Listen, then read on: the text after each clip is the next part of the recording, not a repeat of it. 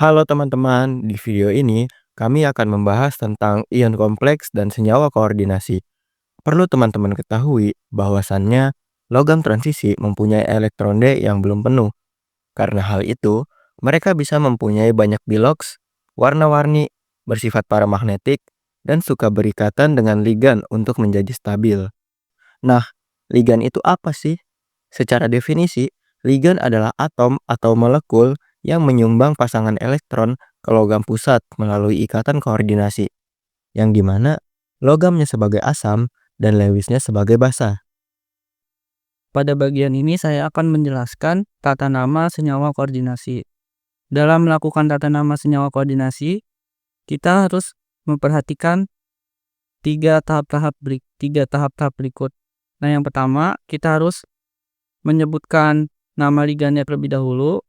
Yang kedua, baru kita sebut nama logamnya. Dan yang ketiga, kita sebut bilangan oksidasinya. Nah, dalam senyawa kompleks, tentunya ada yang bermuatan positif.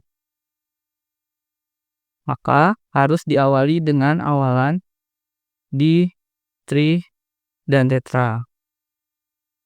Nah, sedangkan untuk senyawa koordinasi yang bermuatan negatif, maka harus ditambahkan akhiran O, seperti fluoro dan fluoro.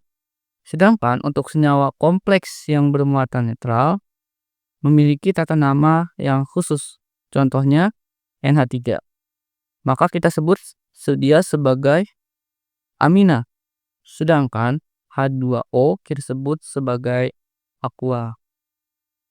Dalam melakukan tata nama senyawa kompleks, kita harus memperhatikan beberapa hal berikut. Nah, senyawa nama ligan harus ditulis sesuai dengan alfabet. Sedangkan nama logam dan biloksnya itu harus ditulis dengan angka Romawi. Contohnya adalah K4 buka kurung CN 6 kali tutup kurung. Maka kita akan sebut spesies tersebut dengan nama kalium hexacyanofferat 2. Nah, lanjut. Kita bahas geometri atau bentuk kompleks. Bentuknya tergantung dari bilangan koordinasi alias jumlah ligan yang menempel. Koordinasi 2 biasanya bentuknya linear, koordinasi 4 bisa tetahedral atau segi empat datar. Koordinasi 6 biasanya oktahedral. Contoh, kompleks diamin perek 1 berbentuk linear. Kemudian, kompleks tetramina tembaga 2 bentuknya segi empat datar.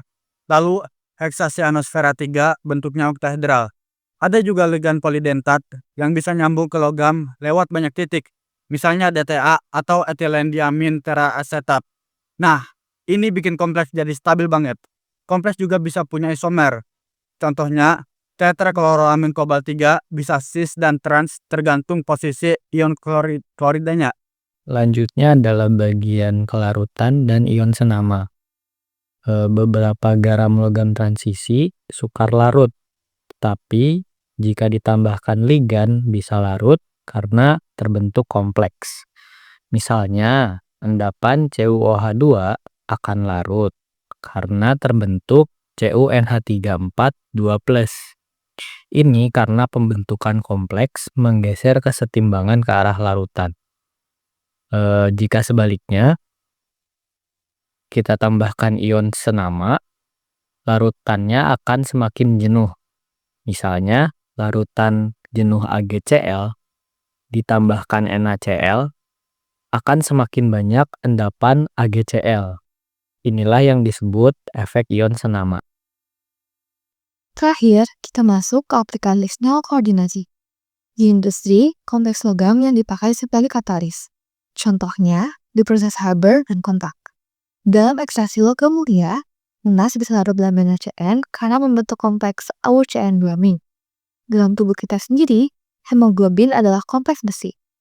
Klorofil itu termasuk kompleks magnesium. Obat kanker, Kutstein, juga termasuk senyawa koordinasi. Bahkan, pigmen hidup Rusia itu juga termasuk kompleks logam. Jadi, senyawa koordinasi itu penting banget dalam misalnya kehidupan kita sehari-hari.